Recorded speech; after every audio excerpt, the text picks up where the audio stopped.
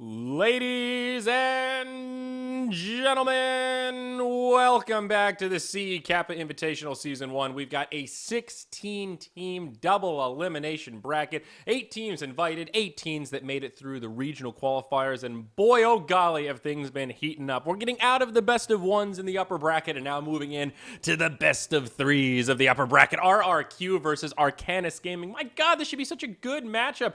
These two teams, ones that you might recognize from the past, but they came through the qualifiers, and that's part of what makes this tournament so fucking cool. We've got Arcanys, the team that qualified from the Philippines qualifier, and RRQ, which came out of They were invited. I lied. Arcanys is the only one that came through the qualifier. We're going to glance at the bracket just for the sake of you VOD viewers, so you know what the hell's going on in this thing. You can pause it there and enjoy it later. But here we go. We've got a draft, folks. I'm Zyori from moonducktv. Thank you so much for joining us here for C Kappa. Kappa Pride. What do we got going on here? RRQ Arcanys. Initial bans around the corner. We'll see the Beastmaster as well as the Bounty Hunter banned out. RRQ obviously a bit cautious about some of the vision control here, and Arcanys are going to take out, well, the control offlaners, the Void and the Batrider. Well, a little more of the same, though, from what we saw in the last series. Enchantress and Nature's Prophet will be the first 2 picks to come out onto the field, and it's Invoker, Phantom Lancer, RRQ. Pretty solid opener here. All of these are meta picks. Now, for Arcanys, I'm wondering, will this be the mid-PL? I think probably, maybe somewhat likely. You can't completely count it out, that's for sure. We've seen the weird mid-hard carry, and it's actually not that bad. If you haven't seen it, mid-PL sounds absolutely ridiculous, but you can get a bottle, you can harass pretty effectively with Spirit Lance, you've got an escape tool with your Doppelganger, and you're charging around. If somebody comes to rotate, you actually have a little bit of gank ability. You got a slow, you got a gap closer, you got some juxtaposition, you got all your little phantom friends chasing you around. There's a whole lot of fun in the mid lane. But you can't go wrong with the meta picks. Enchantress, Invoker. Do these heroes really need any introduction? I say nay on that one. So Arcanys, they will now ban out Sven as well as Ember Spirit, 2 good mid-game focused carries. We saw in the last match how much earlier Sven comes online than Spectre. He was bringing on that hurt while Spectre was still saying, guys, come on, I'm just trying to farm. I didn't hit my urn yet. What are you doing? RRQ take out Gyro as well as the Fuzzy Wuzzy Ursa. Ursa we've seen played a fair bit. The Gyro, yeah, okay. I guess scared of some team fight potential. Nature's Prophet can rotate in very early on and set up a lot of kill power. Sprout couples pretty nicely with the Rocket Barrage. Very strong support, though, for RRQ, and great to have against the Phantom Lancer. Glimpse him back into a bad position, put him in a Static Storm, and there's really not much he can do to get out of it if you've got the kinetic field down. Great synergy with Invoker. You set it up, and oh, dilly-dally, these teams are going quickly. Drow Ranger now the 4th pick for RRQ. I would not have predicted that one, but my, they've got a nice lineup for it. 4 ranged heroes so far, so going to get a lot of benefit out of that aura in the original, or in the early laning stage. This is great news for Invoker as well. Early on, his damage is not the best, and now this allows him to really right-click hard in the lane and dominate a bit more effectively. Arcanys will get the scary Earth Spirit, though. We've seen this hero banned out many a time, and for good reason, because he's hard to deal with, and his ultimate is really, really potent. Problem with Earth Spirit is he's not that good at securing victories. He's really scary early on. He's very mobile, but in terms of the late game, he doesn't really rat. He doesn't really scale all that particularly well aside from the mobility tools. And of course, above that, he has an unbelievably high skill cap. We still haven't seen a lot of players that have truly mastered the Earth Spirit yet. And the few that are kind of at that level, it gets banned out almost every single game. So we'll see what Arcanys can do with it. But this lineup from RRQ is scary for me. They've got a lot of catch with the Drow Ranger slow. They've got a lot of catch with the Tornado as well as the Glimpse. And even just Enchantress. A long-range enchant with some of those impetus darts coming in your back. The damage is there, and it's damn scary. You know, Disruptor really shines in these kind of lineups where you can be the aggressors, where you force your opposition to retreat, force them to go on the back foot. When you can do that successfully, Disruptor looks unbelievably strong. He looks broken because Glimpse just gets you free kills on heroes you normally wouldn't be able to kill in those scenarios. And having Invoker, Drow, Enchantress, yeah, that's a pretty good run at your lineup, especially in those early few levels. Final bans coming out here. So RRQ, they ban out the Jug. There is some nice synergy with him and the Witch Doctor, the heals over time with the Healing Ward and the Voodoo Restoration. Could have been a good 5-man. I feel like Arcanys really need more control. They've basically just got Cask and the kind of control that Earth Spirit puts out, but they need some like real stuns. I feel like they need a big team fight ulti to really tie the whole room together, you know, like a Ravage or like a Black Hole, and maybe not something that grandiose, but they need something that's either huge in magnitude, like a big AoE team disable like that, or they need somebody with more spammable stuns, you know, like a Sand King or Avenge like they just banned out. Somebody that can just control the team fights and the flow a little bit, because they will need someone that can initiate and follow up to burst these heroes down. They are going to have to deal with the Nature's Attendants of RRQ coming from the Enchantress, and all right, little Ishkafel sneaking his way in. Darkseer. So a melee offlaner. This is pretty good. He'll put a lot of pressure on whoever is the safe lane farmer for Arcanys. Juggernaut is one of the best heroes to deal with the Darkseer. Him and Bloodseeker, actually, because they just have so much sustain in the lane. The Healing Ward allows the Jug to deal with the Ion Shell a bit more effectively. Also, just the nature of the Blade Fury, magic immunity, and also an ability to kill the creeps quickly that have the Ion Shell applied. So what's the carry pickup here? You know, like I might be thinking, oh, Spectre Phantom Lancer. Well, not the best lineup, but if it's a PL mid, then they can grab a hard carry. But I feel like it has to be a ranged carry for the safe lane to deal with Darkseer. And maybe all the more evidence that this PL will be going mid. If he's going to be the safe lane, that's a really tough lane. It's hard for the Phantom Lancer, at least in like the first 5-10 minutes. Of course, he can always recover. Rotations can come in. You can pressure the Darkseer, but it's not a fun laning phase. You're constantly last hitting under the tower. You're taking damage from the Ion Shell, and you know, you're not stopping the Darkseer from farming either. You can't really pressure him the other way. Whereas if they had something like a Disruptor, maybe they could.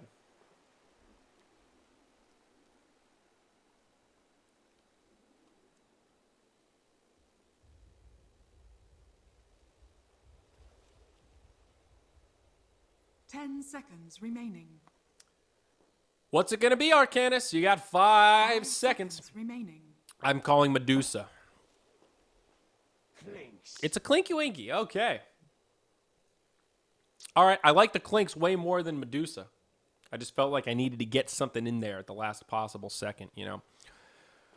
So Clinks, I think, is actually really good here. Very mobile, definitely susceptible to the Disruptor. You know, I mean, I guess you could say everyone's susceptible to Disruptor. His combo of Glimpse, Static Storm, Kinetic Field, it poops on pretty much anyone who doesn't have a BKB or some type of magic immunity. Look at this little courier. It looks like Tusk.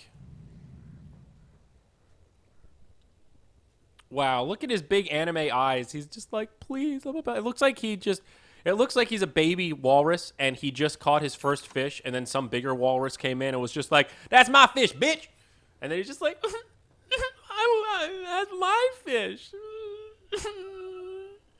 Okay, enough. The Clinks can come online pretty early here. I wonder what build he's going to go for. I think like the Medallion into Desolator is probably pretty good. Maybe Medallion Blink could be an option as well. Just go really aggressive positioning tools. There's also the Orchid, and now that I'm thinking about it, this could be a really good Orchid game. He could match up against the Invoker, and if they both go the Orchid route, looks like he is going to go Exort, so probably not so likely. But you can kind of match up those timings, and if the Clinks actually takes the timing, he can put a lot of pressure on. He will be able to pressure the Drow Ranger in positioning and get up right next to her.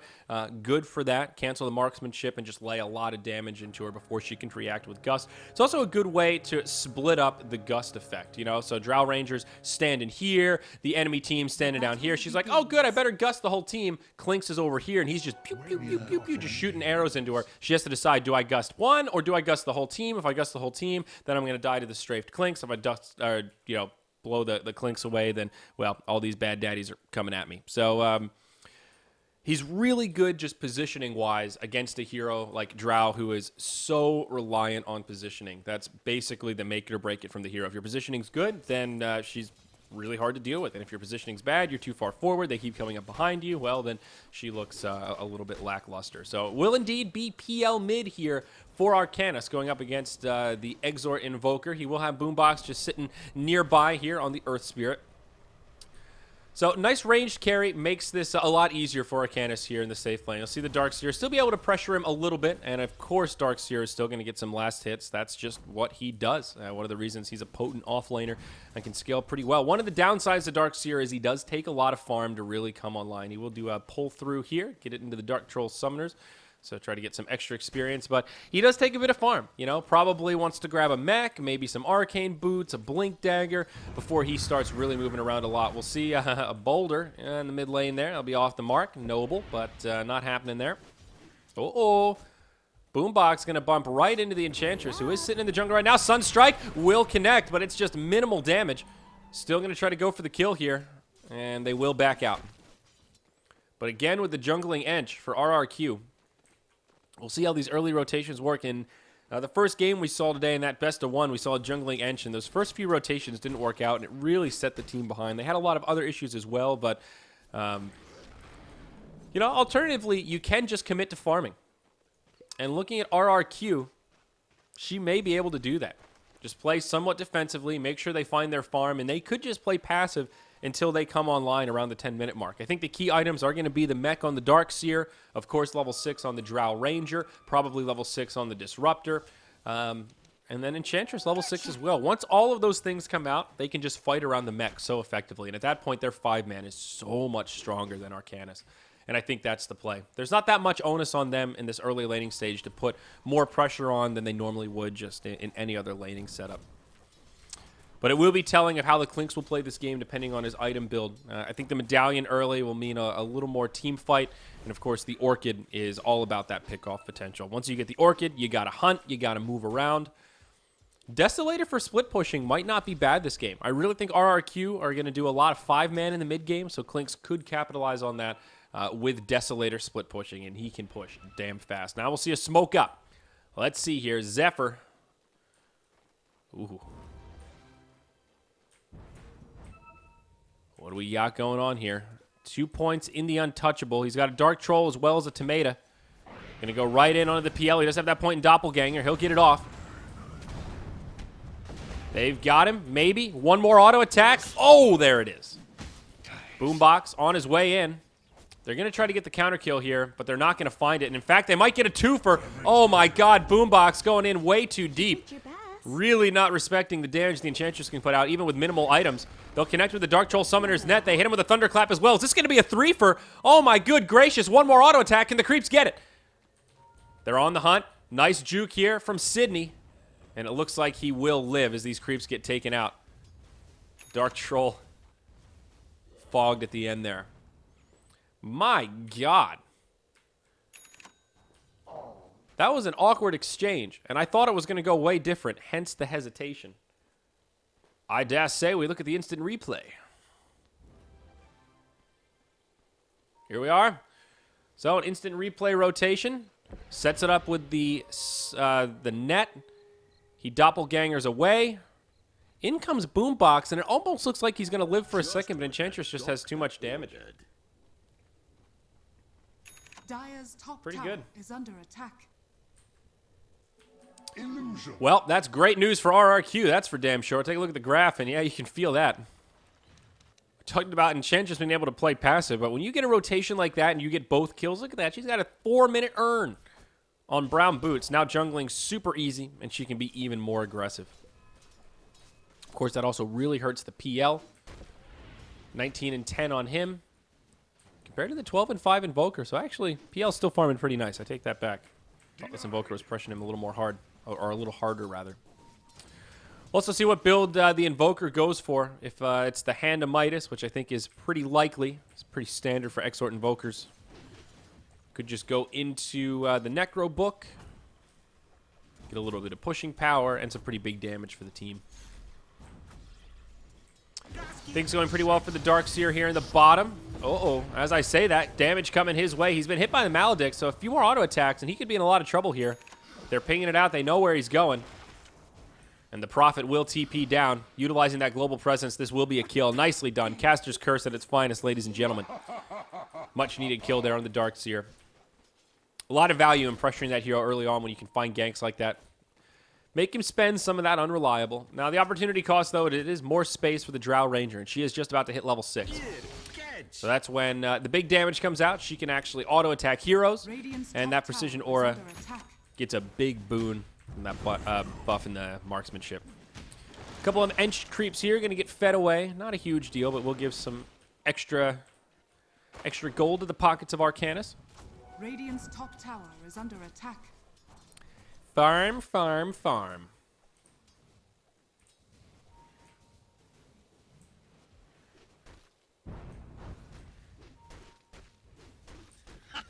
Yeah, Gloves of Haste now on the Invoker. He's really struggling to farm against this PL. Surprised at how well PL's doing here in the mid. And Clinks is getting basically free farm as well. Disruptor, level 4. Still waiting for that ultimate, but getting pretty good experience. He's having the time of his life in the jungle. We'll see another rotation now from the Enchantress heading down to the bottom lane. They want to go into Clinks. They've got the dust, and they'll use it right away. It just barely hits him, but they might have dusted a little too early here. They're not going to get the vision that they need, and he's just going to TP home. That's a flubbed gank. No point in the vacuum to interrupt the TP out, and the only thing they have is the Ensnare, and not going to be able to find the vision for it. Well, that's kind of unfortunate. Would have been a big kill there. Both carries are farming evenly, so Demised. would have helped slow down the Clinks for sure. Radiant's top tower. This game's nice and quiet, man. Everybody just doing their thing. Enchantress now moving into the enemy jungle. Oh, Clinks is nearby. Also very good against the Enchantress for the Dark Pact on the creeps. May see it here, and yep, there it is. Just a free 85 gold. He'll be happy with that. But again, just like the CM, I wouldn't say it's a hard counter. It's a counter indeed. It's good news for the Clinks. Gives him free death packs without having to leave team fights. But as the game continues, Ench will be less about the creeps and more about her right clicks. Now up top, Drow Ranger initiated on, but a glimpse. That'll send him back, and now a nice kinetic field locks them all in place. And quick thinking from the Disruptor will keep his prize Drow Ranger alive. She's gone for the Aura build here, 1-1-4, so just going for raw damage here in the lane. And, of course, damage to help out the ranged members of her team. Great for pushing if they get some room in the lane as well. Invoker still just pooling up for that Hand of Midas. Ench now looking to rotate again, just shy of level 6. Has an Ensnare. Now picks up the Centaur Conqueror. Bumps into the Witch Doctor, but won't be an easy opening here. They may try to dive this tower, Yeah, of course, Arcanys know what's coming. They ping it out, and they'll start to rotate. Earth Spirit on the way. Boombox now level 4.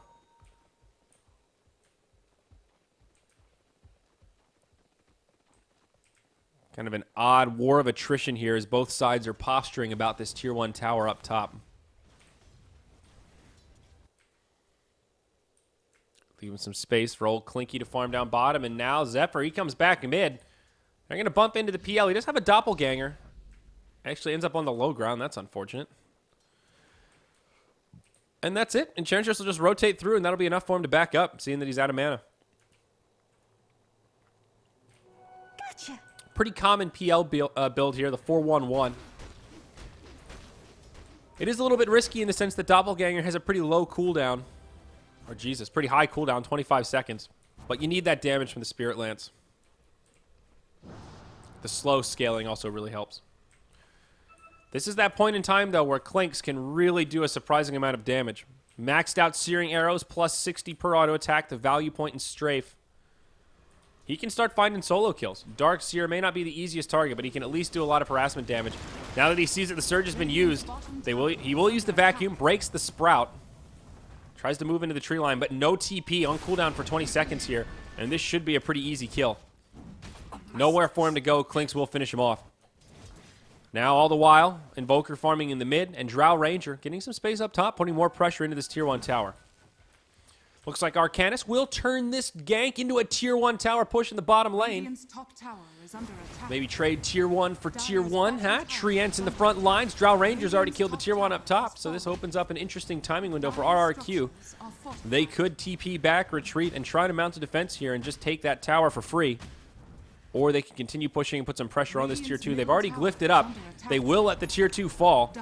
Now the TP's out. They'll start to pressure the tier 2. Let's see how much damage they can do here. Boombox gets sent back by the glimpse. Very nice there. Heads up play from the Disruptor. They force out the glyph, and this tier 2 actually taking a lot of damage. Gust comes out a bit too early on the PL. He will get caught by the Static Storm kinetic field, but uh-oh, it's Sydney off to the side. Now they catch the Raptor. Nice defense from Arcanys. RRQ getting a little bit cocky after that glimpse back, and they will lose one. Tower gets down to about 500 HP. Not a bad push. And they also force out the glyph, so now they can push a side lane a little more easily. And it looks like they might just do that. Instantly rotate down bottom, knowing that the glyph is no longer available. I do like this play. Darkseer picks up his arcane boots first, so not looking at that 10-minute mech timing. Didn't get incredible farm out of the lane. 44 CS, not bad, but 2 deaths does slow him down a bit. And again, there will be some tier 1 tower exchanging. Drow laying into this one down bottom, and all the while Arcanys trying to rotate up top, but they're not even going to get to the tier 1 tower before RRQ kill the tier 1 in the bottom lane. And RRQ say, hey, let's keep on going. Let's get this party cruising. They ping out the tier 2 in the bottom, though it looks like they call an audible. And maybe rotate into Roche here. That would be a damn risky play. But they might go for it. Drow's got the HOD and 2 Wraith Bands, so she does have a lot of right-click damage right now. And with the Forged Spirits, they can tank it up pretty easily. Arcanys will finish off the tier 1 in the top lane, so it is another tower-for-tower exchange, even on that front. But Arcanys don't seem wise to it. No vision in that quadrant of the map. And it will be a free, uncontested Roche here at the 12-minute mark for RRQ. Nice, sneaky play there. So now with the Aegis, they can start to group up in Deathball a little bit. Really feel the power of this 5-man with the Drow aura. And start knocking down some towers as well as taking some team fights. They need to be cautious of the Nature's Prophet, but he's still not really that scary. His split-pushing capabilities are still somewhat limited. Phase Boots Drum, all he's sitting on right now. So until he gets to the Blink Dagger, he has to be very cautious with his positioning. PL, oh, you slippery biscuit. You better be careful. Brown Boots, Aquila, PSM. Not so much, man. This PL is not in fighting form. We'll see a cast start bouncing around tier 1 tower, getting low. Are they going to get the deny? Mackenzie actually does get it. Pretty nice there, but now the team fight breaks out. Death Ward doing big damage. It'll bring down the Enchantress right away. That's one way to do it. They might get a counter kill on the Witch Doctor, and they do. It's a 1-for-1. But now PL taking big damage. He'll burn that Doppelganger, and it's a long cooldown. Now the ultimate Static Storm Kinetic Field combo. Disruptor setting up the team fight, and they'll get the kill on Clinks. It's a 2-for-2, though. They've lost their Invoker on the backside. Now the Rolling Boulder in. They want to get the Invoker, pardon me. He's still alive, but now he falls. It's a sloppy team fight for RRQ. They might still be able to take it, but they're starting to fall behind. The Magnetize came out. The PL's still alive, and now he's cleaning house. That's the end of the Aegis. And they might be able to get the Drow Ranger again. Instant stun. Drow tries to TP home. It's going to be a close call. They've got the damage, but god damn was it close. About half a second, and Drow would have happily made it home. All right. Rocky team fight there for RRQ. Apologies, I did miscall that. It was the Enchantress that died first, not the Invoker. You know, we've talked a lot about how tanky Enchantress is, how important Untouchable is, but Death Ward, don't give a fuck about Untouchable. It's just spewing physical damage at her, and guess what, man? She's got 2 armor. That's nothing. 14% physical damage reduction. Bad news bears for the Dryad, and she just gets chopped through. They really need her for damage as well as the Nature's Intendants in these team fights. That is the difference maker. What do y'all say we take a look at that instant replay, huh? So here we go. Starts off with the tower going down. Witch Doctor, the beautiful Death Ward, just destroys the Enchantress. He pays with his life, but a worthy trade. It's an incredible setup from the Disruptor. No doubt about it. It gets the kill on Clinks, and at this point, it almost looks like RRQ is going to be able to turn the fight. The wall, though, probably needed to be used a little bit better. They just didn't need that extra damage for the Clinks because he had nowhere to go. I also like how Boombox held his ult for so long. It seemed like they weren't quite ready for the Magnetize, and then at the end, they just simply don't have the damage with the Ench down. So let's switch back to in-game here. Looks like kill could be coming out. Smoke rotation now. Coming in on the Clinks. Coming in hot. They've got a Dust. They've also got a Sentry. Clinks is going to walk right into it. They need to go, go, go. Is he going to glimpse him? Nope. Yeah, there it is. Right into the Static Storm Kinetic Field. Sunstrike will be off the mark, but they've still got him locked in place. Dust will stay applied. And they get a nice pick on the Bone Fletcher. Darkseer getting credit for that one. Very nicely done by RRQ. Well worth it to burn a smoke to kill the hard carry here for Arcanys. And that'll give them a little bit of that lost footing that they got from the last team fight. Now Invoker initiated on. Needs to retreat. But he does have a TP on the way. Cast starting to bounce through. I've seen this story before. Death Ward comes out. Enchantress will be able to get away this time. The Cask just bouncing around creeps. Arcanys in a little bit deep here. Glimpse back onto the Witch Doctor, right into a gust, and the old Doctor going to go down. Meanwhile, Pem on the high ground. He'll be able to TP out. No vision, and RRQ won't be able to interrupt it. Awkward set of plays there for Arcanys, trying to dive that tower. Of course, doesn't yield anything positive for them, and they just lose their Witch Doctor. And RRQ are able to mount a defense. Now the mech is just about out on the Darks here. He's got the 2 core pieces. Oh, he's got the recipe. That's a completed mech. And I think now the death ball really begins. PL glimpsed back. Do they have the damage to bring him down? Thunderstrike gives them the damage to make this happen. Sunstrike will connect, but does minimal damage. Now it's Clinks, caught by a cold snap as a silence as well. The gust from Drow just completely locks him down, and this Clinks just feels like a non-factor in these fights. Between the Disruptor as well as the gust from the Drow Ranger, they are completely shutting him down. His damage output is just nothing. The last 3 engagements, he's died 3 times. He's picked up the medallion, but Clinks is a momentum hero. He's all about finding those kills, using that momentum to carry himself into a strong mid-game. He only scales when he's far ahead and he can be the aggressor. When he's getting picked off like this, when he's just getting killed in team fights without doing any damage, it's a big problem. Ancients now stacked up for the Dire. Kelth the Zerd here. He's just going to chip him down. Looks like he's going for the Aghanim Scepter. Are you kidding me? Okay. The death ball is real.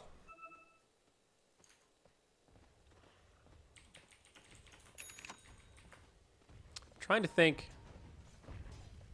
if I have ever seen this in a pro game. It's a really odd item choice.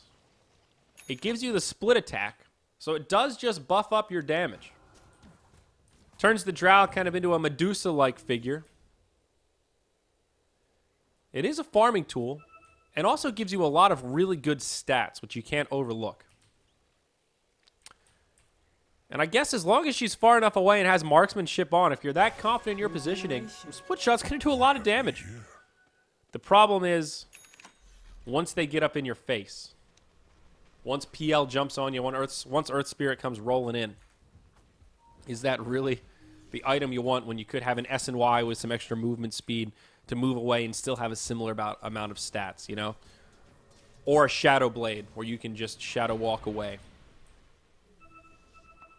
Or the beginnings of a BKB. You could just BKB away. A Blink Dagger. You have to think about the opportunity cost. What other items could the Drow be getting here? But we'll see. I'm excited. I love seeing new items, and I love seeing them work out. So fingers crossed that this Aghanim Scepter does something here. Invoker did end up going for the Midas. Stopped off for a drum. And now moving into the Aghanim Scepter of his own. Clinks going for the Solar Crest. You know, and it's not too late for Arcanys to switch into some sort of a split push kind of Rat Dota style. Desolators are still an option here. Clinks and Nature's Prophet can really do a lot of rat play, and it's damn scary. Aghanim Scepter coming out on the Nature's Prophet. Aghanim's all around. He's about 700 gold off. Remember, folks, this is a best-of-3 series. This is only game 1. Upper bracket, no elimination here, but man, these teams are playing like this game matters for a lot, and I like it. Very disciplined, very controlled. We'll see more tower split pushing here. Tier 2 for Tier 2, RRQ. Mounting a defense up top. Maybe just looking for a kill, but there's the glimpse onto the PL. Static Storm, Kinetic Field not going to be there. They'll burn the wall, but it's not going to connect. Mech's already been used. Nature's Prophet on the backside, and Disruptor will fall first. It's a gank attempt that goes the other way as Arcanys get the tower and a freebie. I have to say, these Darkseer walls have left something to be desired. That's the second time he's just kind of thrown it out willy-nilly there, and it did nil. It's not a huge deal. It's only a 100-second cooldown. It's more wasted potential. The wall can be game-changing in these fights. And to use it like that is just disappointing. Ench now getting close to the Dragon Lance, the first item that really allows that hero to start coming online, putting in some pressure in these team fights. Invoker in the danger zone, but does TP out. He went for early BOTs, and I do like this build. It just allows him to make the most of the map, move around, deal with the split push very effectively. One of the best ways to deal with the Nature's Prophet is indeed the Boots of Travel. PL also going for BOTs, and he's now picked up the Diffusal. So speaking of coming online, he at least has some damage now. Those illusions when he uses Doppelganger, they hurt. They've got some utility with the mana burn, Tower is under attack. and he can now afford to be a little more aggressive. Also with the maxed out Doppelganger, 10-second cooldown, in some occasions you can use it to initiate just to get those illusions out and get that extra bit of mana burn. Roche number 2 on the field, though. We'll take a look at Radiant Vision, and they are blind. They've got 2 wards down, soon to expire, but they're on the other side of the map. The Dire just moved right into the Roche pit, and with the Drow Ranger, with the Aura, they can just kill it so quick. They don't even need minus armor to destroy this Roche. They'll have Ench tank it, and it's super easy. Now smoke rotation, perhaps. Arcanys. They want to contest it, but can they actually do so? They don't get there in time. They may still try to take a fight, but no. They see they have arrived just a minute too late, and they will back out. May the Drow keep you safe. And those PL illusions are annoying. And the Ags is up on Drow.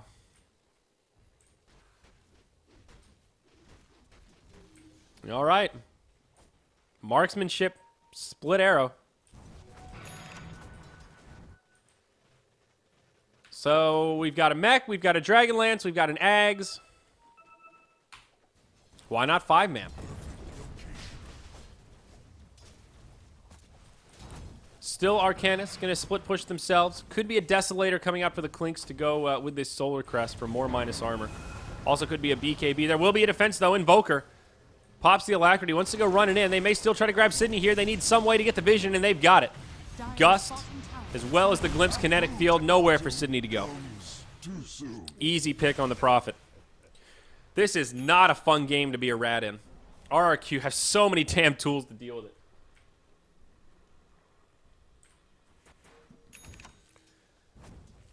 I'm not sure how Arcanys deal with this, man. It just feels like RRQ are controlling this game. All of a sudden, the Drow Ranger just picked up an Ags, now goes for the Maelstrom. Even better for this 5-man death ball they're trying to work on. Arcanys are doing everything they can to split the attention of RRQ. Every time they start to group up as 5, you see that Prophet split pushing. And then RRQ ganks him and everyone goes back to farming. But now Blink Dagger comes out on the Dark Seer. There are so many great team fight items here. And if they can finally get that 5-man going, I don't think Arcanys can take the heat. Earth Spirit, he's got the mech on the way, but still needs a couple hundred gold before the recipe, and he may be forced to fight before it comes up. Right away, you see Prophet thinking about that top lane. Tier 2 tower in the mid falls. It was pretty low from the push prior. And now Drow's just going to start going in. They've got the Aegis for quite a bit quite a bit longer, rather. About 3 minutes left on it. They're going to try to go for a high ground play. 2 buybacks available on Arcanys here. 24 minutes in. They are pretty short respawn timers. Look at just how fast Drow chunks down this tower. She's got Alacrity and Ion Shell. She's buffed to all hell, hitting for over 300. Level 15. Man, she may be hot, but she is fierce. Kitty Cat Drow. I want to call this slow siege, but there ain't nothing slow about it. This tower's almost dead. And they're almost happy if the Drow Ranger dies here. They want to use that Aegis. They're trying to Delta split, but this cask is just bouncing around, and it's doing some work from hero to hero. They go in with a Sprout on the Drow Ranger. She puts her little Frost Arrows out. Meanwhile, on the backside, Darkseer thinking about an opening, but does play it safe. Another creep wave. If they can finish off this tower, they can easily dive into the base and take a team fight. There is still a glyph, though, for Arcanys. So it will be hard to commit to this tower just on one creep wave. Clinky Winky over here. Still doesn't have the Desolator or the BKB completed. It's just a casual Mithril Hammer for now. Timer on the Aegis. Ooh, double damage rune down bottom. Still about a minute 45 on the Aegis. And Clinks DCs. Bummer, man. Looking at Radiant Vision. They do have some because of these little stones here. As well as this Clinks up on the high ground. RRQ would be so nice if they could get a ward into the base here, but they'll just put one on the low ground there. I'm actually soon to expire itself. Oh, Clinky Clinky.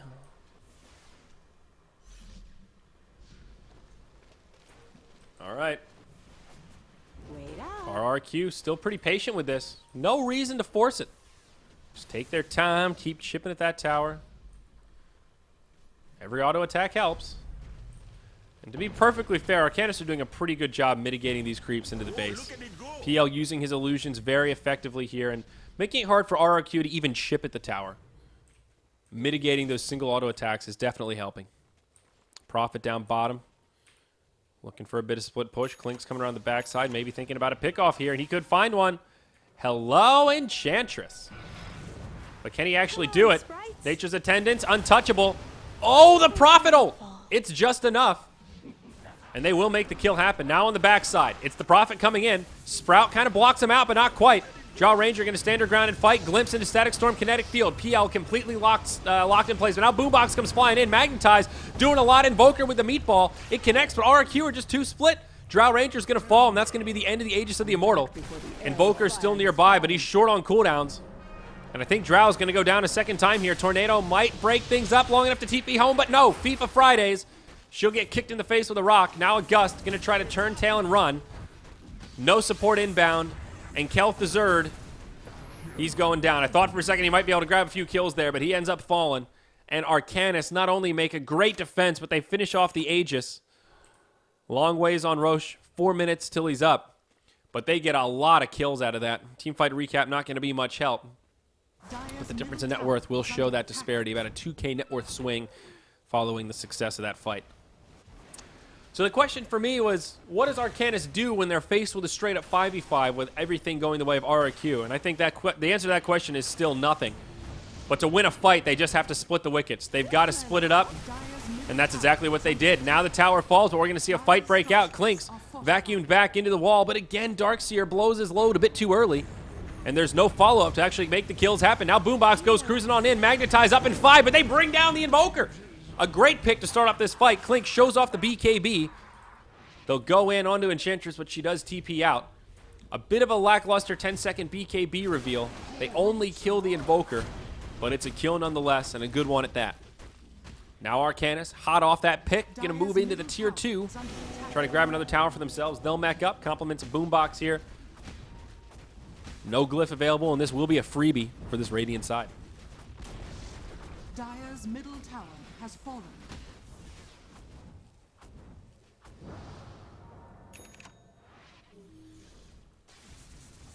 How's that Aghanim's working out, Drow Ranger? I'll take that. I honestly don't think it's the Aghanim's fault. I think that last failed team fight for RRQ was 100% positioning. It was just a bunch of 3v1s. They were never really in a fight to actually capitalize on all their team fight potential. You got to make sure the Static Storm and Meatball connect on more than just one hero. They're going to go in onto Sydney, though. Prophet glimpse into the Static Storm Kinetic Field combo. Nowhere for him to go. Sunstrike connects, but my God, a lot of damage coming back the way of RRQ. Boombox almost gets a counter kill, and he does. The Magnetize at the end still finishes him off, showing the power of the Earthshaker. That's not Earthshaker. The power of the Earth Spirit. Huge damage, even in a situation like that where it's a 3-on-1, still gets a counter kill. Now Drow in the mid lane. Jumped on by the Klinks. Diffusal Blade there from the PL, and it's an easy pick on the Pretty Lady. 2 for 2 around the map. It looks like Arcanys will stall this push a bit longer.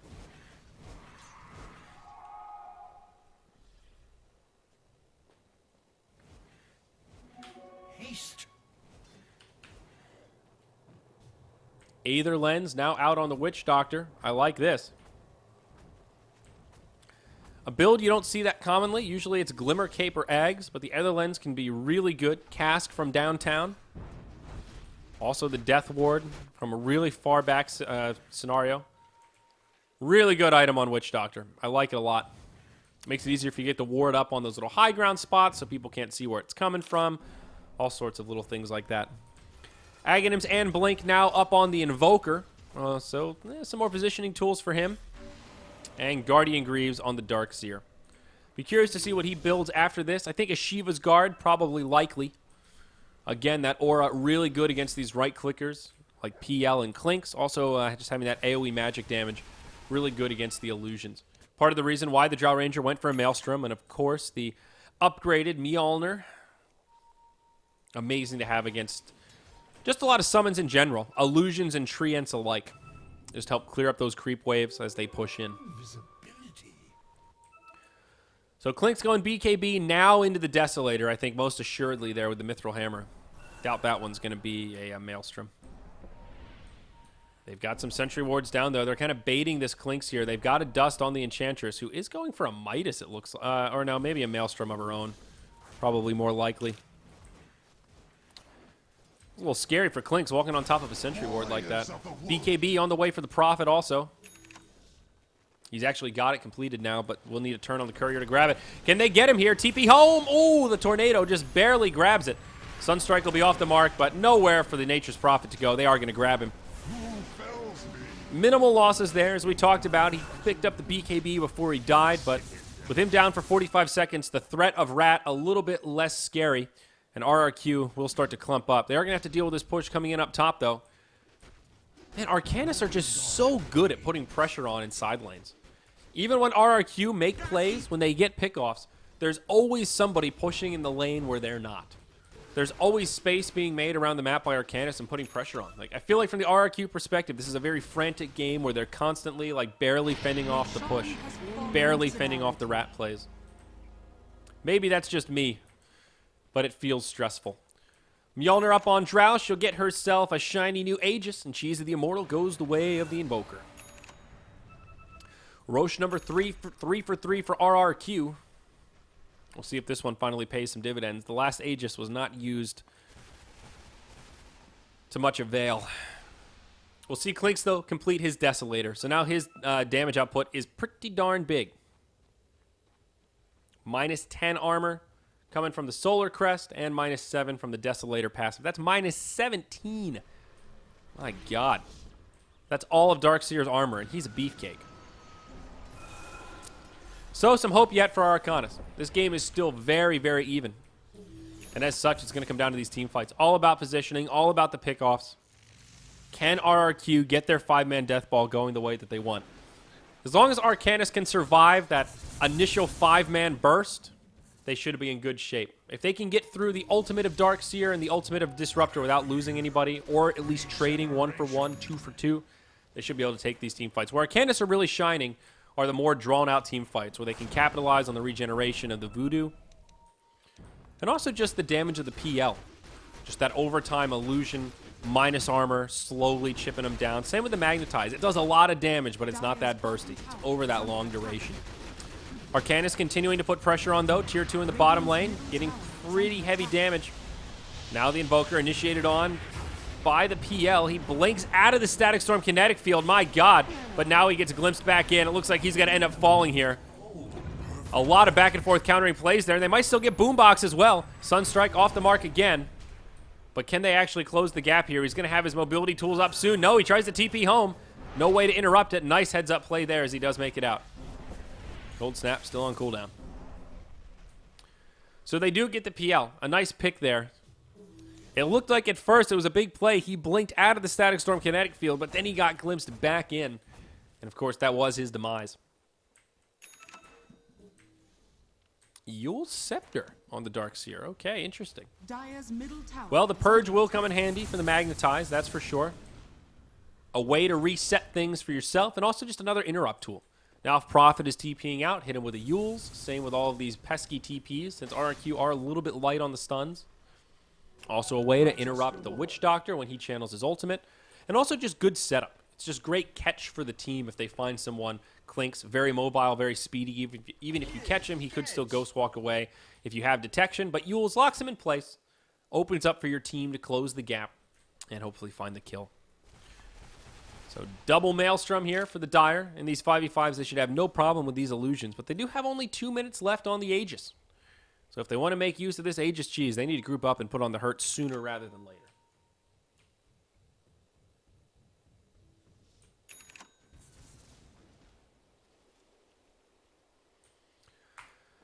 Well, it looks like RRQ need a sec.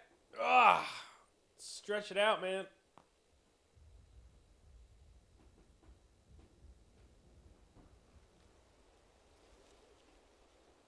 This has been an oddly slow game.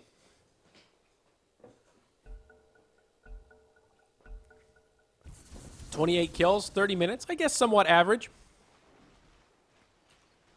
Slow by my high standards for SEA Dota.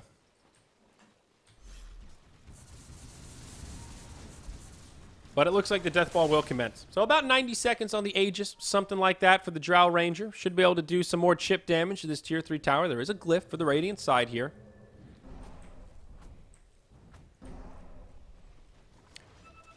And Clink's up top. Uh-oh, he's going to get initiated on. He'll have the BKB when he comes back down. Still takes a fair bit of damage, and will have to BKB to TP out. That's still a 9-second BKB, though, so it has a long cooldown. Now they can feel good taking a team fight elsewhere. Magnetize comes out on Kelt the Zerd, but remember, he's got the Aegis. They're happy to have that ultimate used in such a manner. He's still doing big damage before he falls. PL almost dies. Somehow, Drow Ranger's still alive. They finish off the PL, and Drow will stand her ground. Finally goes down. Now utilizes the Aegis. Enchantress dies off to the backside from the Clinks, but still a great fight for RRQ, all things considered.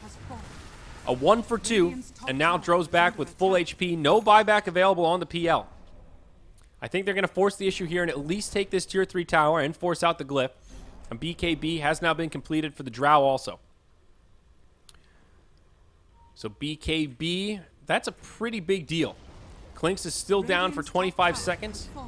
And they'll have a 10-second BKB on Drow soon. She's going to go up to the high ground. They'll finish off the tower. No glyph used for that. Nice vacuum. Pulls him back in. Boombox pops the Ghost Scepter there, but it just doesn't matter. They've got plenty of magic damage.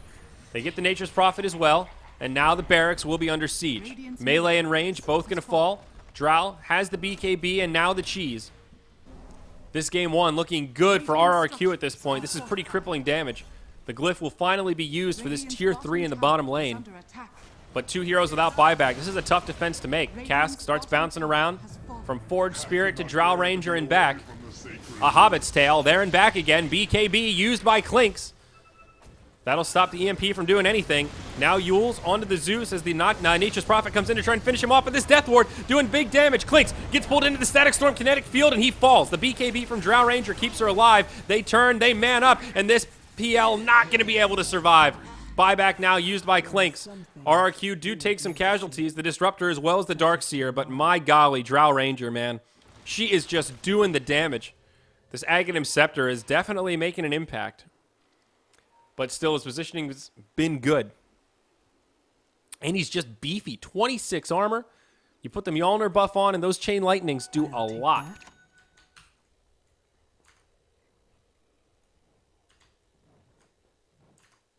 Let's take a look at the replay, see what's going on here. Regeneration. That was a really long fight. I don't know if there's a good replay there to look at. There isn't.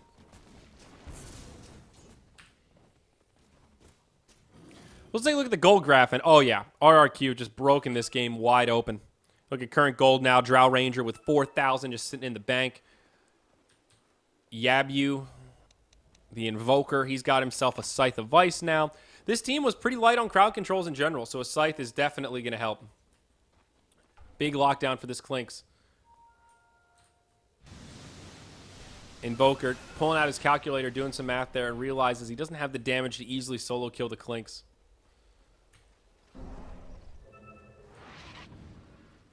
Witch Doctor getting close to the Aghanims.